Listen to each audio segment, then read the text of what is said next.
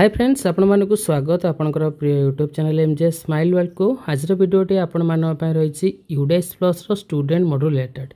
तो देखंतु आपनकर स्टूडेंट मॉड्यूल ले आपनकर current academic year 2025-26 already show कलानी। एबे आपण एकेडमिक ईयर 2025-26 पे स्टूडेंट मॉड्यूल ले जहाँ भी आपनकर प्रोग्रेशन एक्टिविटी काम आपण स्टार्ट करि परिबे। तो फास्ट आपको कौन करा पड़ो 2025-26 फर्स्ट स्टूडेंट लॉगिन कले ओके। देन आपंकर करेंट एकेडमिक ईयर 2025-26 उपर क्लिक करेंगे। क्लिक करने पर ये आपंकर देखूँ स्टूडेंट्स मूवमेंट एंड प्रोग्रेशन ये रही।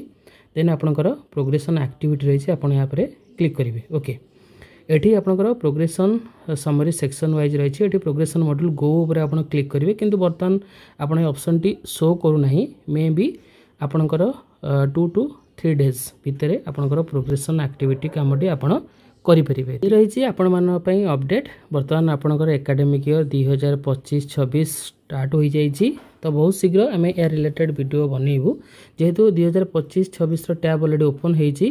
प्रोग्रेशन एक्टिविटी बर्तमान शो करूना मे बी 2 to 3 days भितर शो कर ओके। ये गोर ऑप्शन देखोनी।